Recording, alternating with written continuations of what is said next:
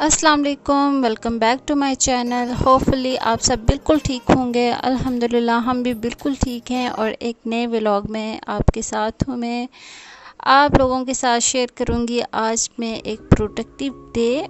तो productive day mean कि ऐसा दिन जिसमें हम नॉर्मली काम तो करते ही करते हैं, लेकिन उसके साथ साथ कुछ एक्स्ट्रा भी वर्क करें। और इसके अलावा आज आपके साथ मैं इस टॉपिक पे बात करूंगी कि कैसे हम अपनी लाइफ को इजी कर सकते हैं, इजी बना सकते हैं और साथ बच्चों की भी लाइफ को हम आसानियों में बदल सकते हैं। तो चलें स्टार्ट करते हैं।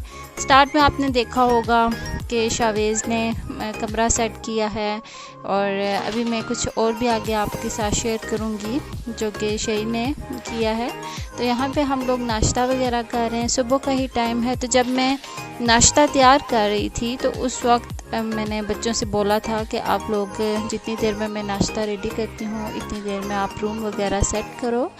तो इसके बाद फिर इन दोनों ने मिलकर रूम सेट कर दिया था और फिर नाश्ता मैंने रेडी किया था। फिर हम लोगों ने नाश्ता किया बैठ के और इसके बाद बच्चों के जो स्टडी वगैरह है वो टाइम था। तो बच्चे यहाँ पे बैठ के अपने अपने शीट्स रेडी कर रहे हैं क्योंकि घर पे ही एग्ज़ाम्स हो रहे हैं। व्हाट्सएप के थ्रू तकरीबन इसी किस्म का ही ये मेथड चल रहा है, लेकिन हम लोगों के घर के नज़दीक ही चूँकि स्कूल का सिस्टम है सारा, तो कैरी करना और फिर उन तक पहुंचाना ये सब बहुत ईजी है। लेकिन देखें सब मेथड में ईमानदारी बहुत ही ख़ास चीज़ है, तो बहुत ही ईमानदारी के साथ करना पड़ता है सब कुछ।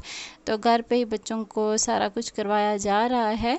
तो ये सारी जो बातें होती हैं हमारी ज़िंदगी, बच्चों की ज़िंदगी पे इस सब का असर पड़ता है। तो जितना ज़्यादा हम लोग खुद ईमानदारी से काम करेंगे तो उतना ही ज़्यादा फिर बच्चों का जहन भी इसी किस्म का होगा।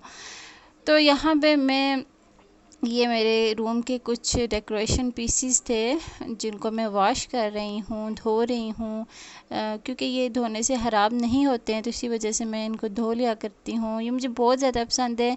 प्लांट्स मुझे वैसे भी बहुत ज़्यादा अच्छे लगते हैं, ग्रीनरी प्लांट्स, लेकिन मेरे पास इतनी स्पेस नहीं है कि मैं ओरिजिनल वाले कर सकूँ, लगा सकूँ कि या गार्डनिंग वगैरह कुछ कर सकूँ। तो बस ये मेरे पास आर्टिफिशियल हैं 2-3 जिनको मैं इन्हीं की देखभाल करती रहती हूँ। तो बस ये होता है कि जब सुबह सफाई का टाइम होता है, जैसे कि नाश्ता वगैरह के बाद बच्चों को मैंने बैठा दिया था स्टडी के लिए और वो अपने शीट्स वगैरह रेडी कर रहे हैं और ख़ुद भी पढ़ाई वगैरह कर रहे हैं। जहाँ पे उनको मेरी हेल्प की ज़रूरत है वहाँ पे मैं उनकी हेल्प कर रही थी। तो उसके साथ साथ फिर मैंने अपना काम भी स्टार्ट किया हुआ था, कुछ किचन का, सफाई वगैरह का। और साथ ही मेरी कोशिश होती है कि डेली बेसिस पे मैं कोई ना कोई एक्स्ट्रा भी थोड़ा बहुत क्लीनिंग का या कुछ भी इस किस्म का काम कर लूँ। उससे ये होता है कि बहुत ज़्यादा काम का रश कभी भी जमा नहीं होता है।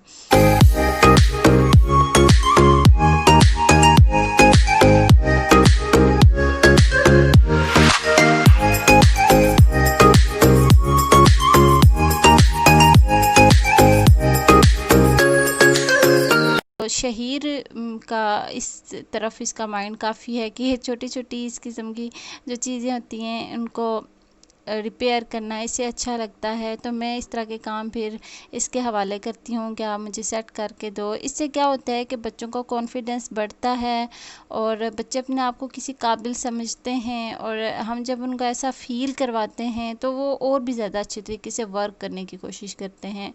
तो मेरा जो आज का टॉपिक था कि अपनी ज़िंदगी और अपने बच्चों की ज़िंदगी को आसान बनाएं, तो वो ऐसे ही हो सकता है कि आप बच्चों को जो कंफर्ट जोन है उससे थोड़ा बाहर निकालें। बच्चों को उनकी पसंद की चीज़ें ज़रूर दें, उनके साथ लाड प्यार ज़रूर करें, उनके साथ अच्छा टाइम ज़रूर गुजारें, लेकिन बच्चों को कंफर्ट जोन से थोड़ा सा बाहर निकालें।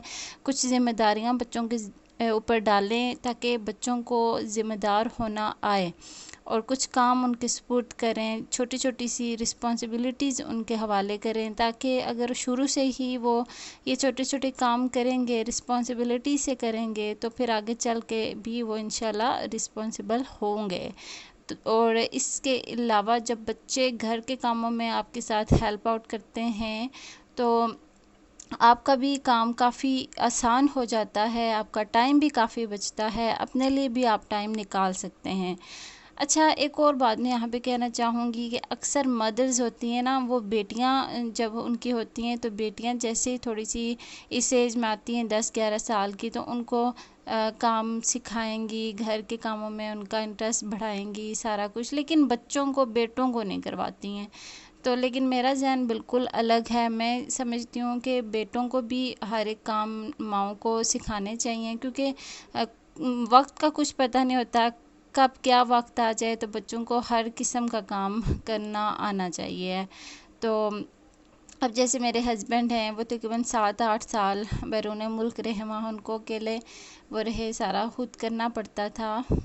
तो अगर उनको भी इस तरह के काम वगैरह ना आते तो उनके लिए सरवाइव करना बहुत मुश्किल था।